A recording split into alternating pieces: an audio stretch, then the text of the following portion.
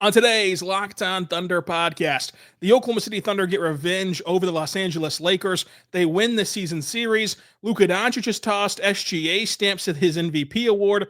What did we really learn from this two-game baseball series? We'll talk about it all on today's show.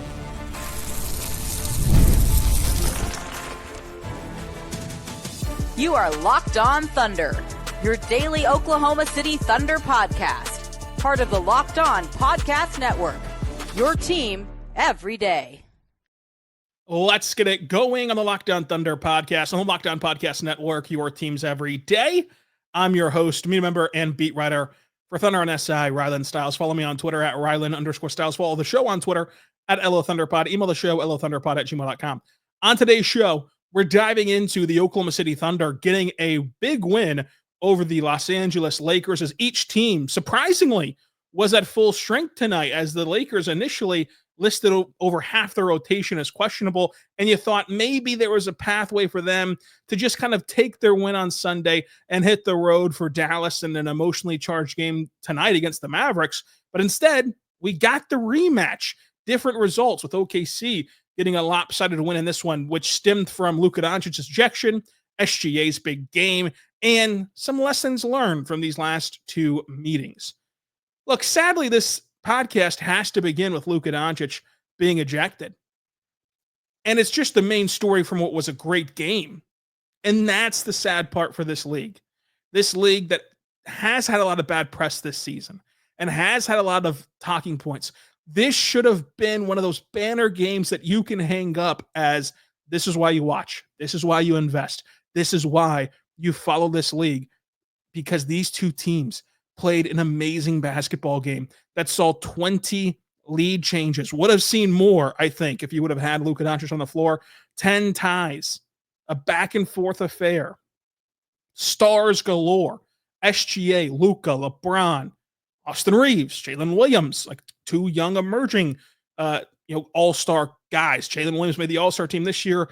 Austin Reeves has an all-star appearance or two in his future for sure. These are two teams who I think right now are the two best teams in the West. Regardless of record, they're the two best teams in the Western Conference. And it was playing out that way. It was playing out exactly like that. And then they went and tossed Luka. And this is a rare situation where, everybody wants to have the take. Everybody wants to have the opinion of, like, this is whose fault it is. They want to point the finger. To me, it's all parties involved. In a perfect society, would people in the stands kind of heckle athletes? No. In a perfect society, they wouldn't. You'd chant defense. You'd do your team-specific chants, like for Oklahoma City, it's OKC. You do that kind of stuff, but you wouldn't heckle the opponent. The sad reality is, much like in other aspects of life, we don't live in that utopic society. So as far as that goes, from the understanding that we have from the media perspective of talking to the courtside fan, what the fan said was that the shot was short on that shot that Luka hit over Isaiah Hartenstein. Of course, Luka made it, so it wasn't short. It was a beautiful shot. Luka got the switch onto Hartenstein. Hartenstein played amazing defense, bodying into Luka. Luka walks him into the paint. Hartenstein contests the shot very well, and the shot just went in. Great offense beat good defense. That should have been it.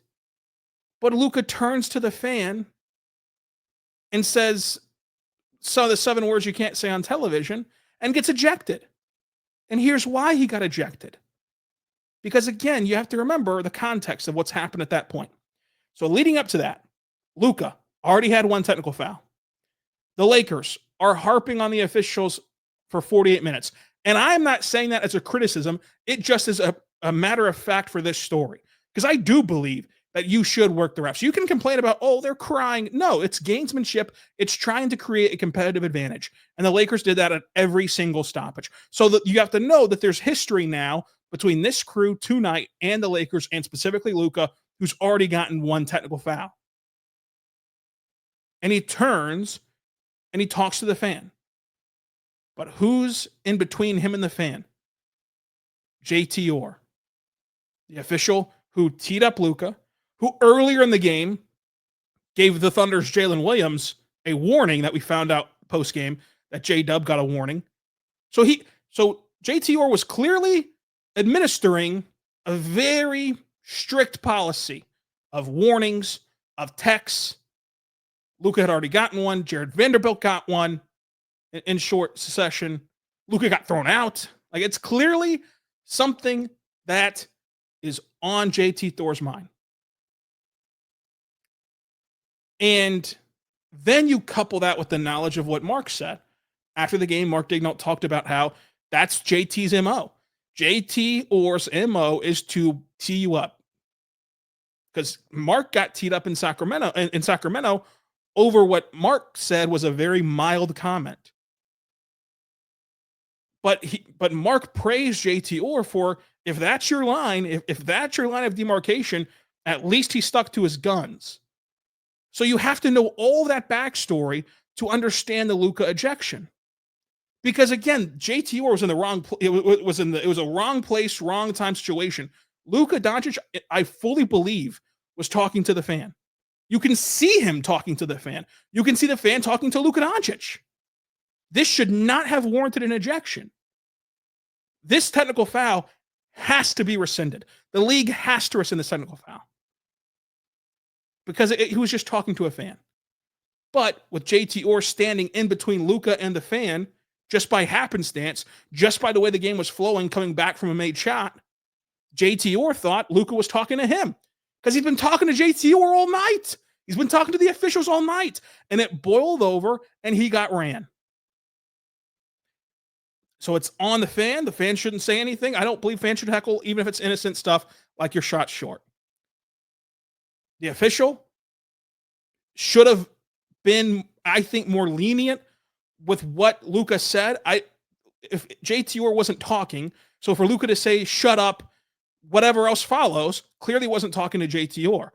But from JT Orr's perspective, you've been talking to me all night. It looks like you're looking at me, but you're really looking at the fan. And you just hit that shot over Hartenstein where there was contact. Because again, it was good defense, but better offense. All those factors are at play. And that's where you get to Luka prospect of it all. And I know that Luka has a very massive fan base and a very sensitive one, frankly. I love Luka Doncic. He is my favorite player to watch in the NBA. I've already told you, I think that the crying stuff is gamesmanship. I don't get as bothered by it as many of you do.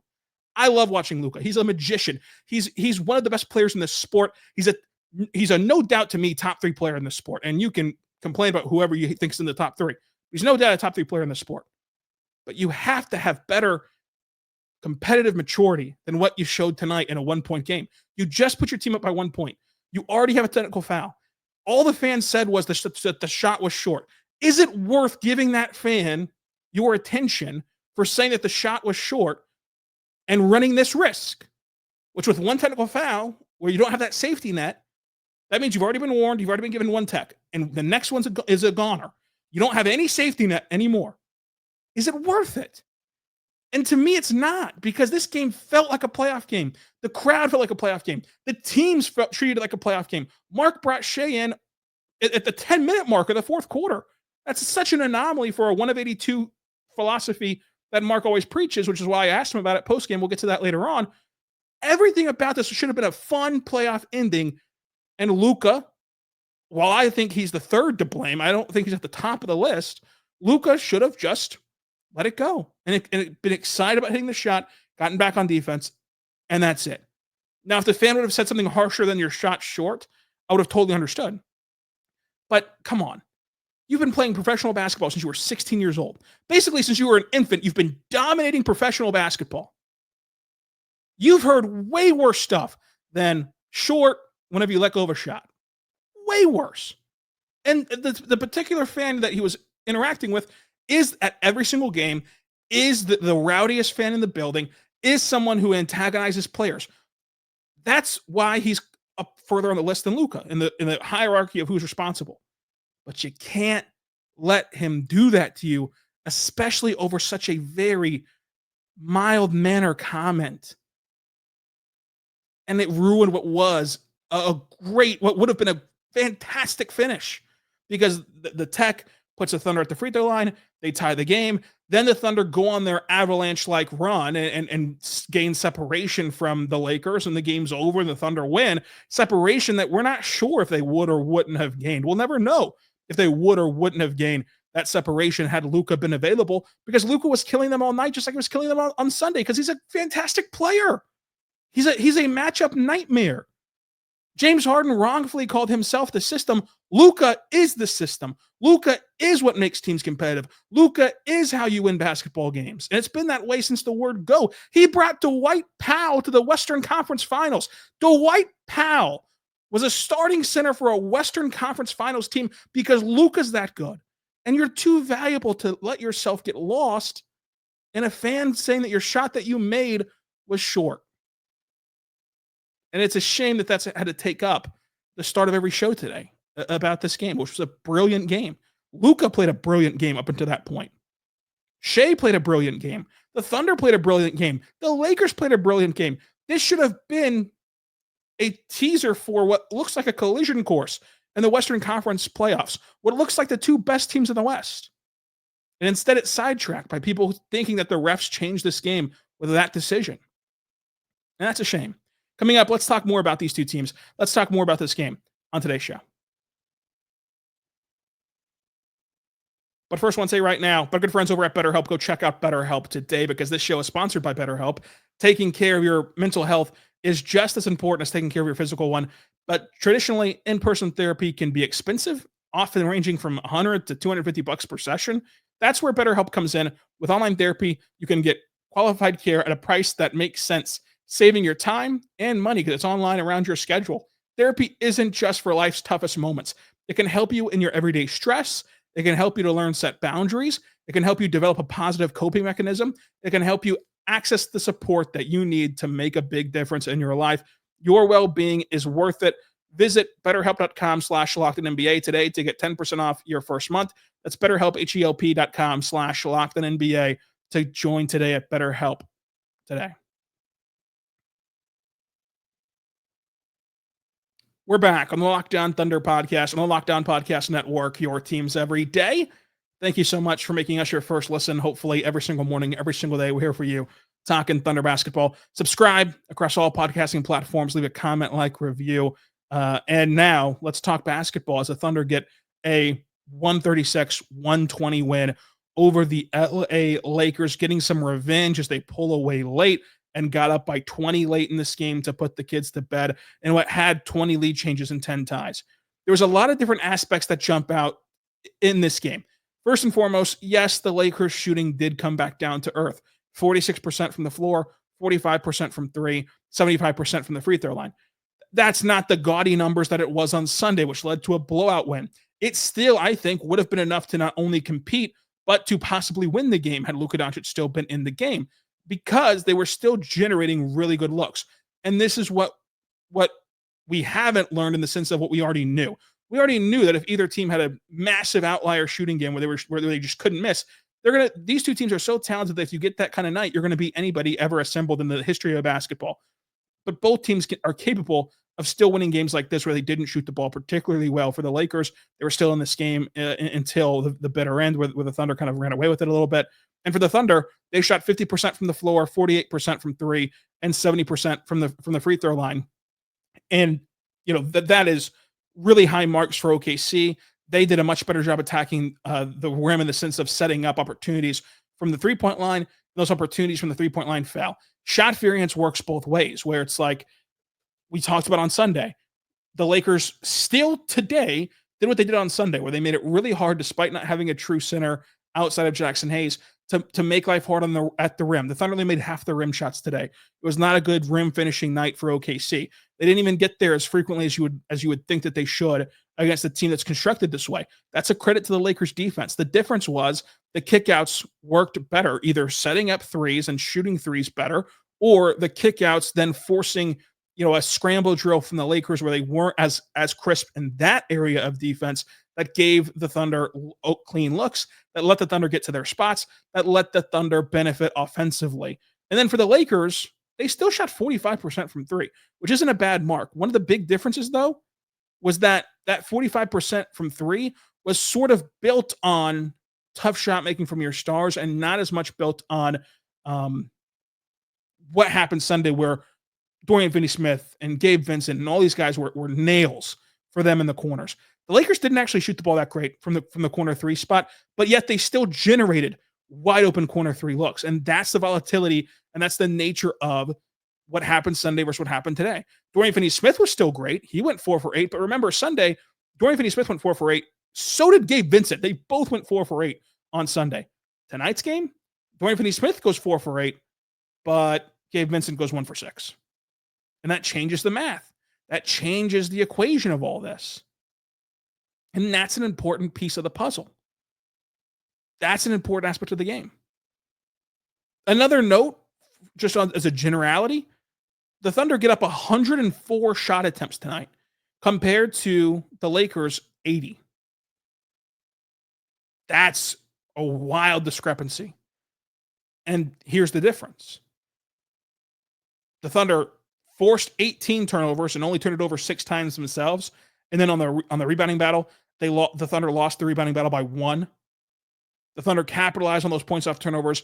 They capitalized in the fast break. They dominated points in the paint overall. Again, not on great efficiency that you would expect, but still dominated points in the paint. Second chance points, the Thunder won 20-18.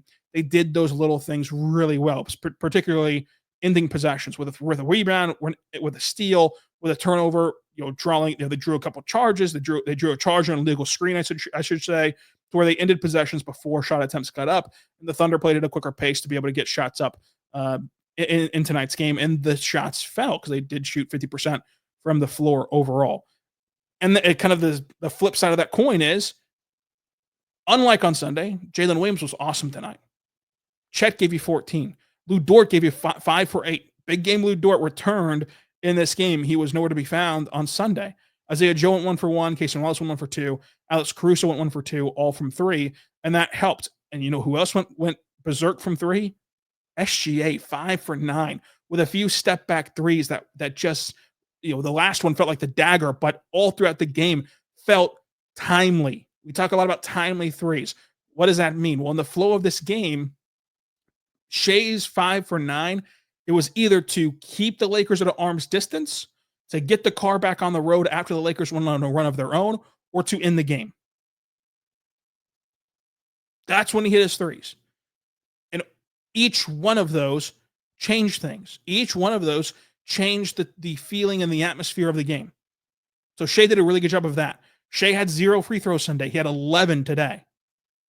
11, by the way, not as many as Austin Reeves, who had 12. LeBron had 10 of his own right. And Luka had 7 before he got ejected.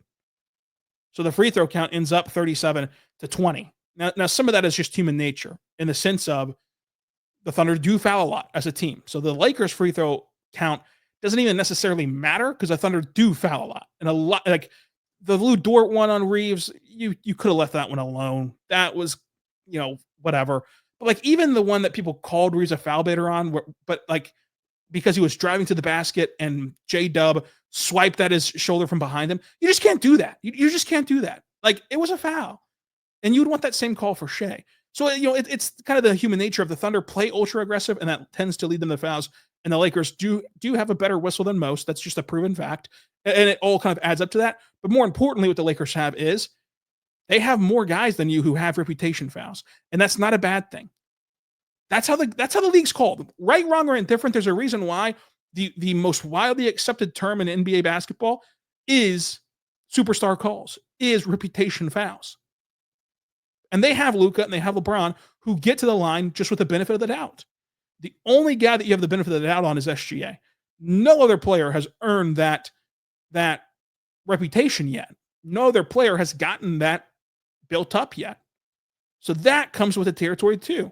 If the game is set match for a physical contest, then you've only got one guy who the rest will give the benefit to. And that's going to naturally lower your free throw attempts. Another aspect of it would be like to describe how lopsided it was, would be that the Thunder shot 20 free throws compared to 37. If we've already casted aside the 11 for Shai, kind of baked into the cake of reputation fouls, then all that you have left is 9 free throws. Well, then, you look at Shai's 11 too. So let's keep Shai's 11 in the pie. Of these 20 free throws, Luka got teed up twice. That's 2 free throws. Jared Vanderbilt got teed up. That's another free throw. So now we're up to 3. Jared Vanderbilt got flagrant 1. That's 2 more. So that's 5 free throws of the 20 that had nothing to do with the Thunder, and nothing to do with the Thunder getting a whistle, and nothing to do with the Thunder, benefiting. It's all stuff that the Lakers could have controlled. The Jared Vanderbilt flagrant foul was a frustration foul at the timeline, a nothing foul that should never have happened, and it got you to his free throws. And then the Luka techs, just what happens. Vanderbilt's tech, just what happens. So it was lopsided.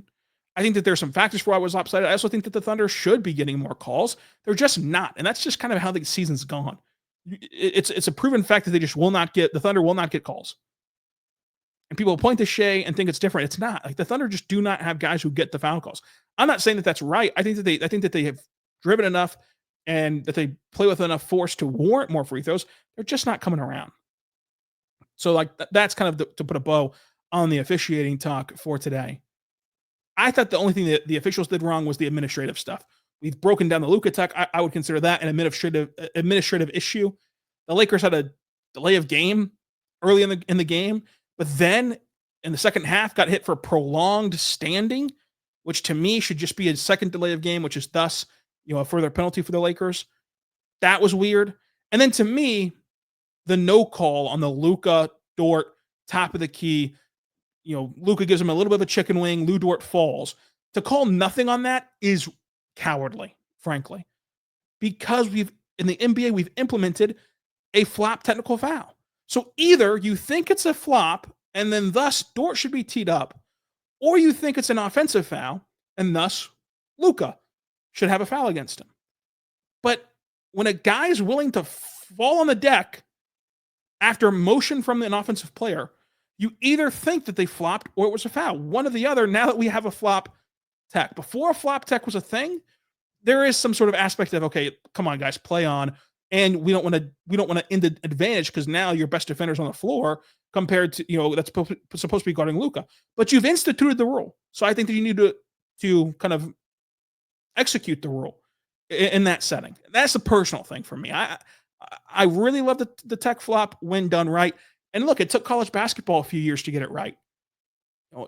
It took them a while to get comfortable calling that, and I don't think the officials are yet to this degree in the NBA. So those are the things I found wrong with the officiating, more so than individual players getting to the free throw line. I thought individual players getting rewarded free throws and getting rewarded fouls on shot attempts was actually good. I thought that both sides were good on that front. Coming up, let's talk about the Thunder and how they got this win. What did we learn from this baseball-style series? But first, let me tell you right now, my good friends over at Robinhood, go check out Robinhood right now because Robinhood Gold is here for you. You can now enjoy the VIP treatment, receiving a 3% IRA match on retirement contributions. The privilege of the very privileged are no longer exclusive with Robinhood Gold. Your annual IRA contributions are boosted by 3%. Plus, you also get 4% APY on your cash and non-retirement accounts. That's over 8 times the national savings average. The perks of the high net worth are now available for any net worth. The new gold standard is here with Robinhood Gold. To receive your 3% boost on your annual IRA accounts contributions, sign up today at Robinhood.com/gold. Investing involves risk, rate subject to change. 3% match requires Robinhood Gold at $5 per month for 1 year from the first match. Must keep funds in IRA for 5 years.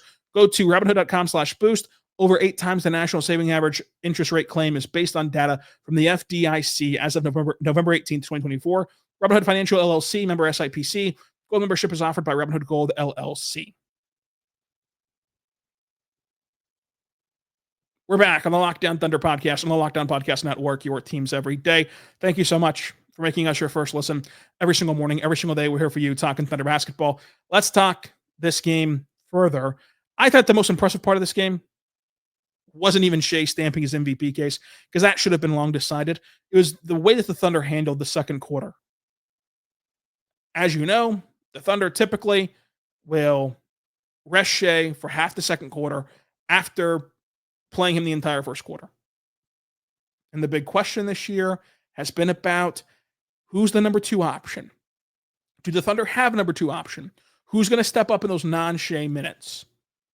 And tonight was J-Dub's best game ever at handling that role. It's not his best box score ever. No. Don't get that confused. But the responsibility of leading the secondary unit, this was the best J-Dub game ever. You look at that second quarter, he had 13 points in the frame, an assist, a rebound, 1 for 2 from 3, shot 75% from the floor. And from Jump Street in the second quarter, he cans a 3, hits a tough mid-range jumper, hits another tough mid-range jumper, gets to the rim, dishes a dime. The Thunder are playing high-level defense in that frame. And it all stems from him being the head of the snake to set the tone for the quarter, an area that's been questioned, rightfully so, about this Thunder team, an area where that's been giving me the most pause about this Thunder team of that's a lot to put on a guy in his second ever playoff run. Can you step up in these big moments in a game that even Mark himself, Mr. 1 of 82 himself, admitted that it had a different feel, and I agree with him, for J-Dub to step up this way was really impressive. And part of that was just him taking over as a shot maker, which is great to see. Part of that, like we alluded to, is the defense. The Thunder gave up 43 points in the first quarter. It was all even at 43 after 1. From then on out, the Thunder in the second quarter gave up 29. In the third quarter, gave up 26. In the fourth quarter, gave up 22. The defense got right moving forward for the last 3 quarters, and that was really impressive to see. And it helped the Thunder out, not only winning the fast break points 15-6, but whenever you see the points off turnovers, 29-5. Capitalizing on those turnovers forced was a big deal for Oklahoma City.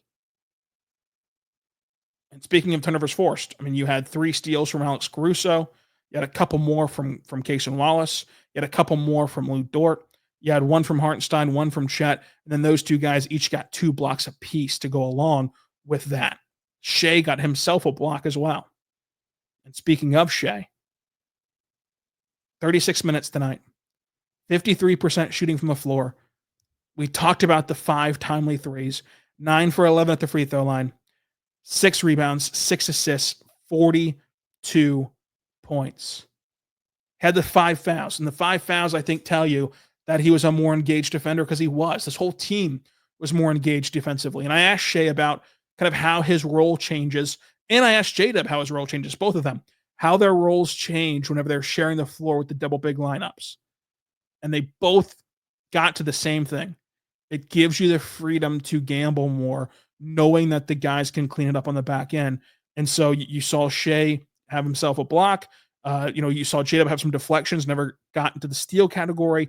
But you can play more aggressive because gambling is more than just the passing lanes. You can play higher up on guys and press the issue with guys, knowing that you have a safety net on the back end with the double bigs. And you have 2 of those guys back there. But I thought that Shai really commanded an offense tonight. We talk about that in football a lot, but it applies in basketball too. This was a game that was full of runs, as basketball typically is, but more so in this one. We already mentioned the 20 lead changes and 10 ties. And Shai never let this team blink. And Mark treated this like a playoff game to put Shai in with 10 minutes to go in the fourth quarter. And had the Thunder not had a lopsided lead at the tail end of the fourth, he would have played for 10 straight minutes in the fourth quarter, just like he would in the playoffs. And it ends up getting him to 36 minutes overall. And he came in, got the car back on the road in the fourth quarter, and really helped him extend things to where he got that 2-minute break, and that lineup didn't sink. They floated, which is all that you've ever asked them to do.